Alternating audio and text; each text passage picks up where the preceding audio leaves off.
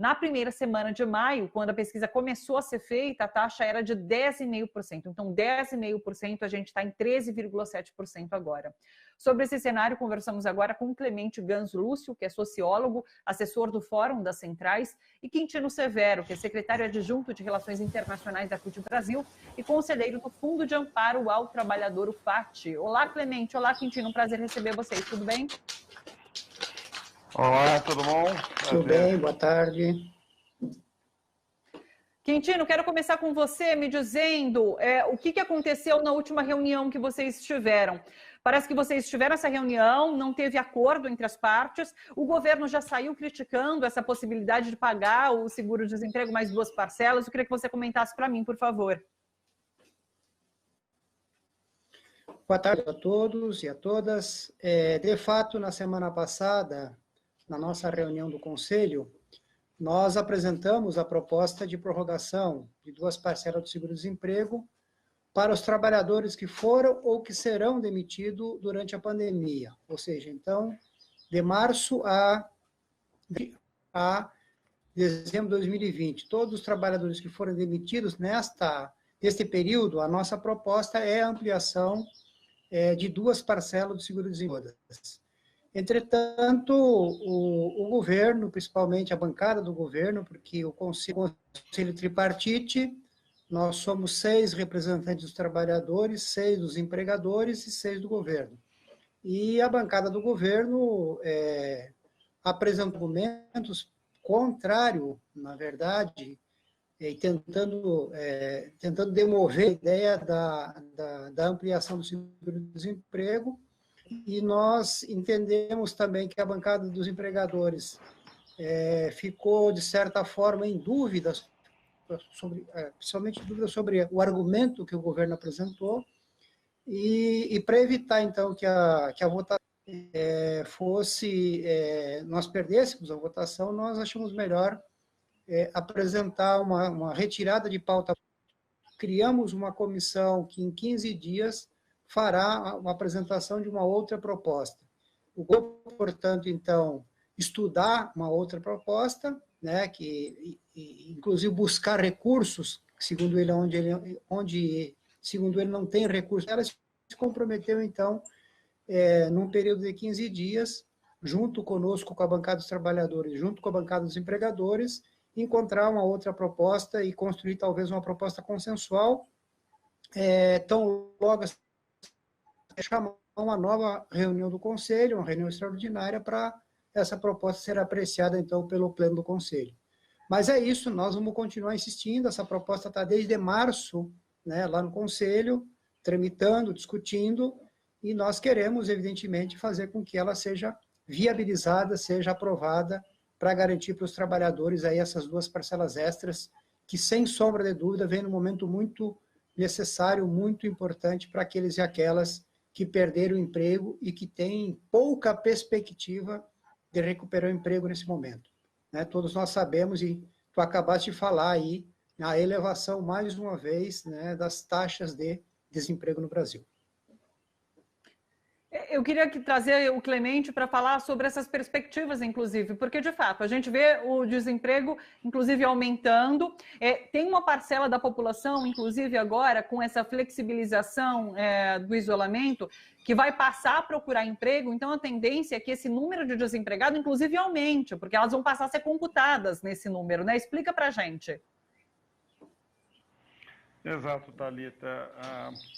O problema do desemprego, ele vai começar a aparecer com maior intensidade agora, porque nessa conjuntura e no contexto da crise sanitária, a interrupção da atividade produtiva para as empresas e para os trabalhadores da economia informal, em grande medida, significou um afastamento dos postos de trabalho, mas, ao mesmo tempo, a inexistência de oportunidade e condições para efetivar a procura do emprego. E um desempregado é uma pessoa que, não tendo uma ocupação, não tendo, portanto, um posto de trabalho assalariado ou não tendo uma atividade na economia informal, como trabalhador autônomo por conta própria, essa pessoa passa a procurar uma atividade, seja procurar um emprego, seja procurar uma atividade na economia informal. Quando não há procura, pelas pesquisas, essas pessoas não estão desempregadas. Elas vão para a chamada inatividade, elas não estão tendo atividade e não estão procurando emprego. Na crise sanitária, a inexistência da procura se deveu justamente à situação do impedimento da procura pelo isolamento ou a inexistência de postos de trabalho, ou seja, as empresas não estavam oferecendo postos de trabalho ou aquele serviço que ela fazia não estava sendo consumido pelas famílias ou pelas empresas. Não existindo a procura, não aumentou o desemprego. Entretanto, na medida em que a atividade econômica começa a retornar, as pessoas começam a voltar para o mercado de trabalho e procurar emprego, e se não encontrarem um posto de trabalho, elas passarão a ingressar no contingente de pessoas desempregadas, sem uma ocupação, procurando emprego. Como a economia não tem dinâmica e não tem pujança para gerar postos de trabalho no volume de pessoas que tende a voltar para o mercado de trabalho, a tendência é que agora o desemprego comece a aparecer e, portanto, nós poderemos ter uma situação no qual o desemprego crescerá e crescerá muito, vem crescendo já nas últimas semanas. Se nós tivermos o contingente de pessoas que foi para a inatividade voltando para o mundo do trabalho, se aqueles que dizem que querem e precisam procurar um emprego vierem procurar, é provável que nós tenhamos taxas de desemprego superior a 20%, portanto, teremos entre 20 e 25 milhões de pessoas procurando postos de trabalho e não encontrando.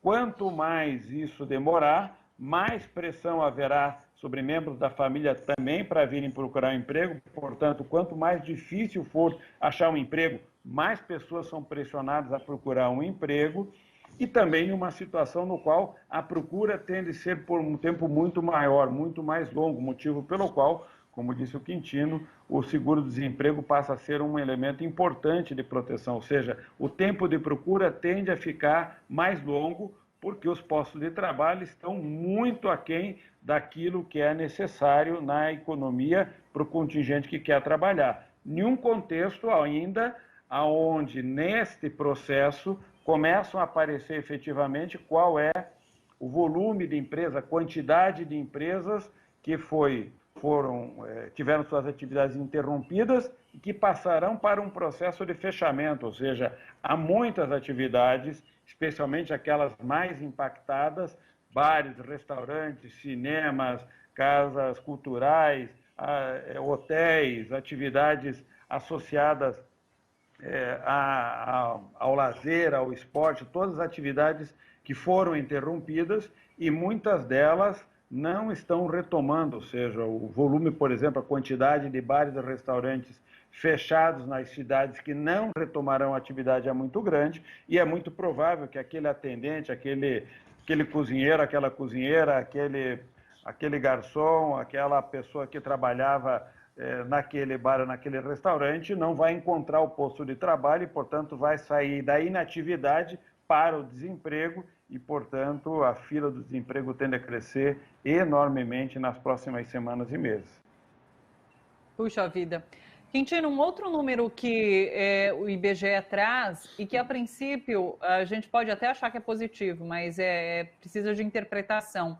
É uma queda no número de trabalhadores informais, caiu 5% agora em agosto, em comparação também com maio, quando essa pesquisa foi feita pela primeira vez. Mas o que a gente pode entender é que, inclusive, essas pessoas não foram absorvidas pelo mercado formal de trabalho, não tem vaga.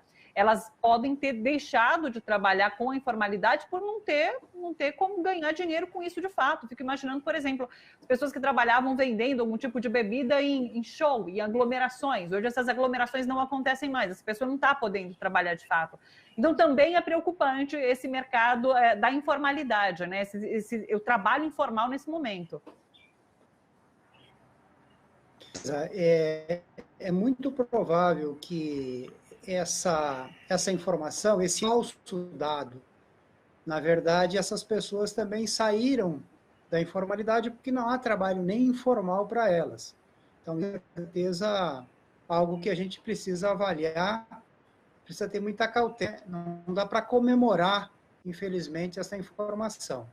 Por isso que, Thalita, que nós queremos reforçar a importância da manutenção do auxílio emergencial no valor, nos patamares de R$600. Nós, as centrais sindicais, nós da CUT estamos buscando pressão no Congresso Nacional, pressão na sociedade, para que esse valor seja mantido, que ele não tenha redução pela metade, conforme o governo está propondo, trazendo ele para R$300. Nós queremos que ele se mantenha em R$600, exatamente para atender essas pessoas que estavam na informalidade, que nem agora mais na informalidade estão, porque não tem nem trabalho informal para elas. Por isso que é fundamental aqui reforçar essa nossa campanha, essa nossa mobilização aí para a manutenção dos R$600.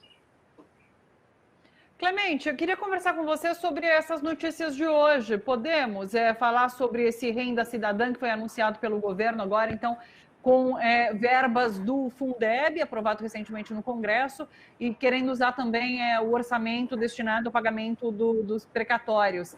Como que você viu essa notícia?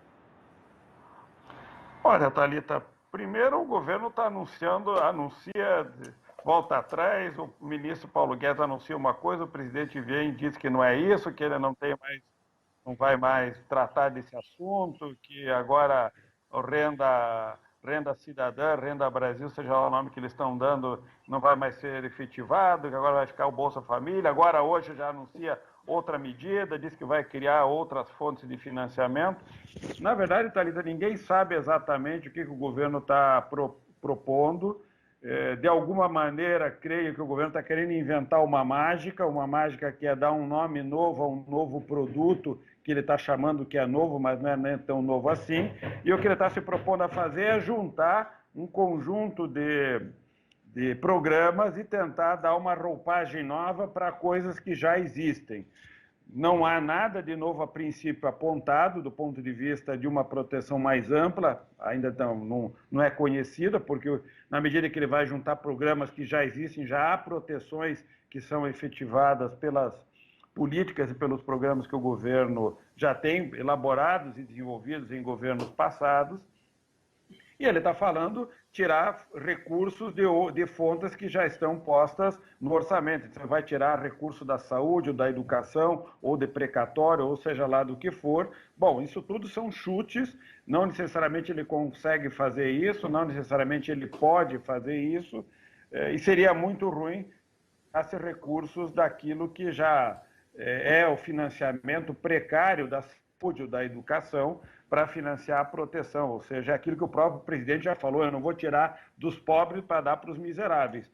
O ministro da Economia que continua insistindo em querer fazer essa mágica, e o que que o movimento sindical, as centrais propõem, a CUT, as demais centrais propõem, é justamente fazer uma mudança tributária, no qual a riqueza, os ricos, que têm renda alta, que têm patrimônio, paguem proporcionalmente mais impostos, porque, no geral, eles não pagam ou pagam muito pouco imposto, muito menos do que um trabalhador assalariado paga aqui no Brasil. Ou seja, a regressividade do nosso sistema é característica da nossa estrutura tributária. Os pobres pagam muitos impostos e os ricos pagam poucos impostos no Brasil. Agora, Clemente, só deixa eu completar com uma pergunta. Essa reforma tributária, inclusive, que deve ser apresentada pelo governo ao Congresso entre hoje e amanhã, provavelmente não vai envolver essa discussão, né? Exato. A proposta que o governo está encaminhando para o Congresso Nacional, aparentemente, é uma proposta de mudança só de curto prazo. Ele vem insistindo numa figura parecida com uma CPMF, que ele está chamando um tributo sobre transações eletrônicas, ou seja, toda vez que você movimentar o dinheiro no banco, você vai pagar um imposto. Esse tipo de imposto ele é barato para ser cobrado, ou seja, o governo não gasta quase nada para cobrar esse imposto, mas é altamente regressivo, porque ele acaba incidindo da mesma maneira sobre todas as formas de renda. E é isso que o governo tem falado que vai fazer uma proposta de estrutura tributária reforma tributária mais ampla, não apresentou ainda essa proposta, não sei se apresentará, porque o que ele vem divulgando são balões de ensaio reassociados a essas medidas de curtíssimo prazo, portanto, quase que de uma nova CPMF na economia brasileira, mas não me parece que ele apresentará, nesse momento, uma mudança tributária mais profunda e mais robusta, mudança essa necessária, tanto para simplificar, para racionalizar, mas principalmente para mudar a nossa estrutura tributária, no qual os ricos paguem proporcionalmente mais impostos e muitos deles passem a pagar impostos, porque uma grande parte dos ricos não pagam impostos no Brasil.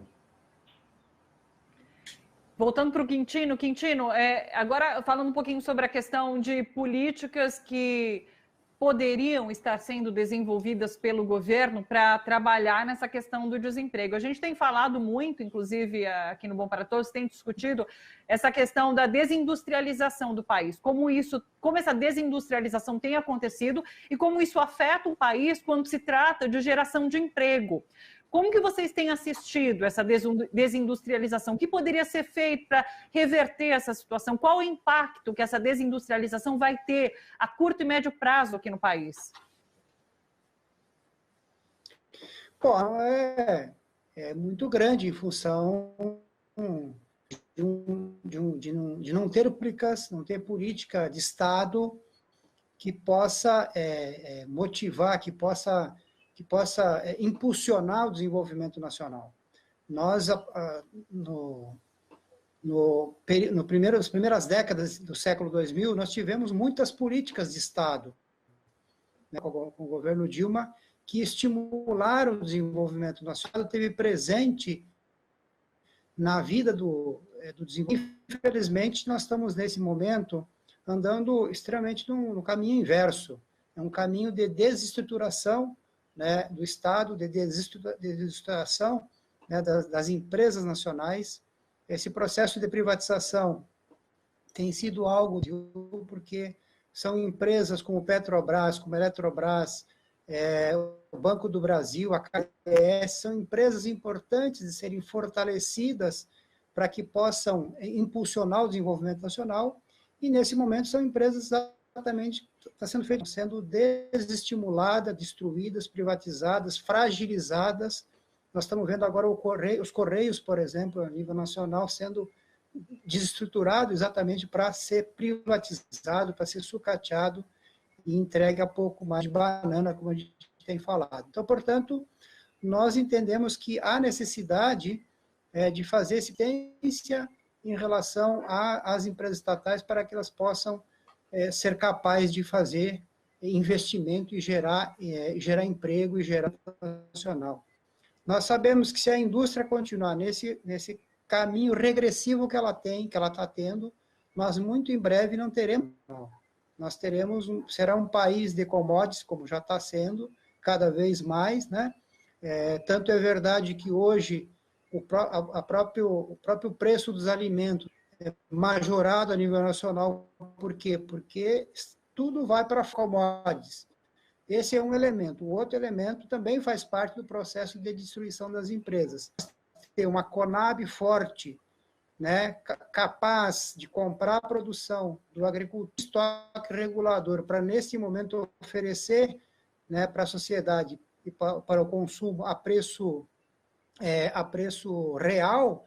Tem uma empresa como a Conab que está completamente destruída, sem capacidade de fazer a regulação necessária para a população brasileira. É muito preocupante, evidentemente, essa situação que nós estamos vivenciando no Brasil, né, com um governo que, eu tenho dito, é um governo, a gente não sabe para onde é que ele vai.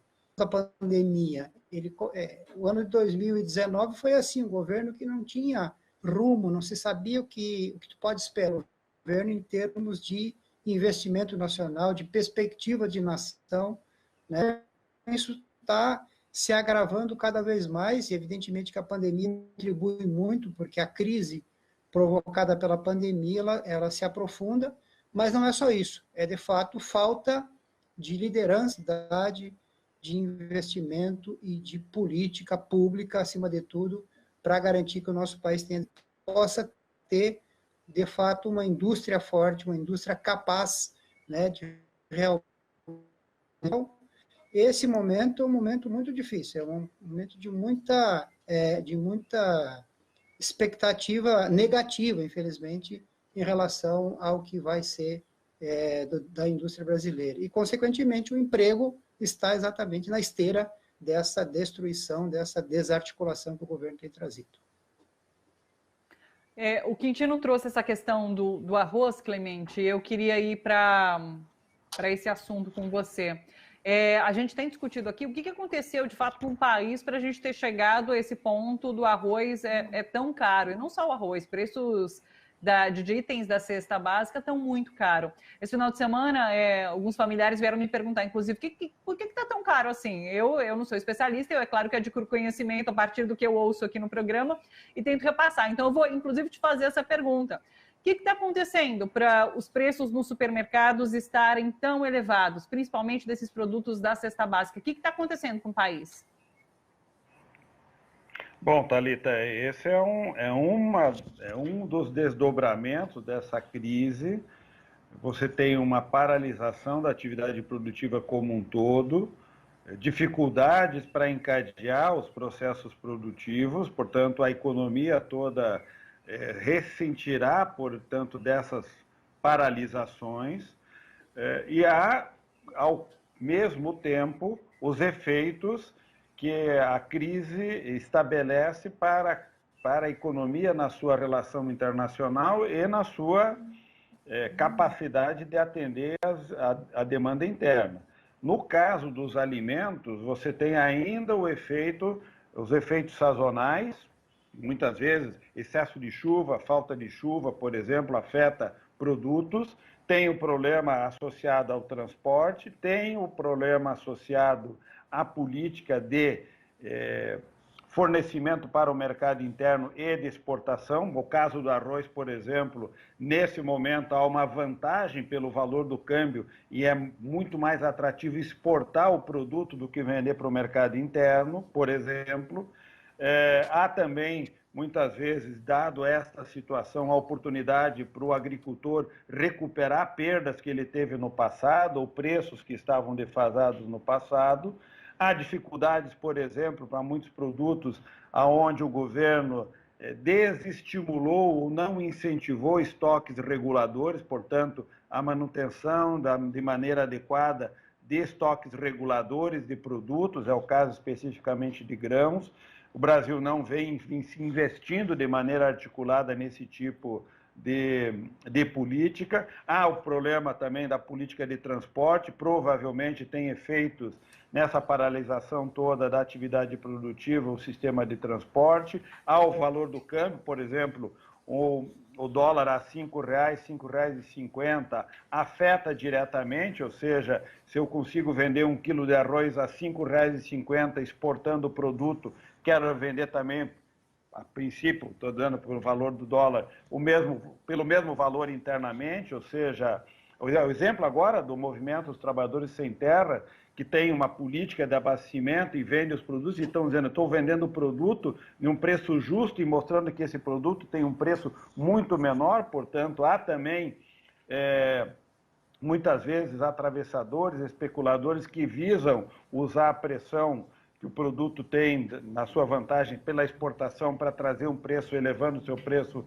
internamente, ou seja, há inúmeros fatores que afetam, no caso, os preços dos alimentos, além, evidente, dos efeitos sazonais, como disse, dos impactos sobre a seca, sobre a chuva, sobre uma determinada produção, uma praga que muitas vezes afeta cada um dos produtos. Especificamente do arroz, o grande elemento que pressiona nesse momento é uma vantagem para a exportação, portanto, o preço internacional do produto faz elevar o preço interno, porque se o produtor não vender por esse preço interno aqui, ele tem a vantagem de exportar e, portanto, nós teríamos provavelmente um desabastecimento na economia brasileira. Para não ter isso acontecendo, o país devia ter estoques reguladores capazes de fazer com que o produto pudesse ser colocado no mercado. Não há estoques reguladores com capacidade para atender toda a economia e, muitas vezes, o jogo de mercado é exatamente isso. Por isso que uma política pública tem que ser desenvolvida justamente para impedir que esse tipo de situação ocorra. Já foi assim no passado, estamos vivendo já diante de uma conjuntura adversa de crise econômica derivada de uma crise sanitária, observando a ausência ou a destruição ou a desmobilização de políticas públicas, como essa especificamente, que é a política de abastecimento de segurança alimentar, que é mais uma das políticas que o governo federal não vem tendo cuidado para mantê-las e fazer com que elas possam atuar, por exemplo, num momento grave como esse. Especialmente, ainda mais, Thalita, que não é só um problema do preço, é um problema grave do preço, mas também um problema grave do preço numa situação onde milhões de pessoas estão sem emprego, estão sem atividade produtiva, portanto, estão fragilizadas também na sua renda, ou seja, não é só um preço de um produto que fica mais caro, portanto, a carestia do produto, mas também é a crise da falta de renda e da falta de emprego, ou seja, a combinação desses dois fatores é muito grave. E aquele que está recebendo, por exemplo, o auxílio emergencial que as centrais conquistaram nessa luta junto ao Congresso Nacional, tem, na verdade, o poder de compra desse auxílio diminuído, porque os preços dos produtos se elevam. Motivo, inclusive, pela importância de manter os R$600 até dezembro como valor integral, inclusive para poder fazer frente ao aumento do custo de vida decorrente dessa carestia de alguns produtos, especialmente na alimentação. Perfeito. Quintino, Clemente, agradeço a participação de vocês. Quintino, inclusive, a gente fica ligado nessa discussão em relação às duas parcelas do seguro-desemprego, tendo novidade, dá um toque para a gente, e o mesmo em relação a essa discussão de R$600, que a gente também continua ligado. Muito obrigada pela participação de vocês, uma boa tarde, até uma próxima. Prazer, Thalita, prazer, Quintino, boa tarde, até a próxima. Obrigado. Até a próxima.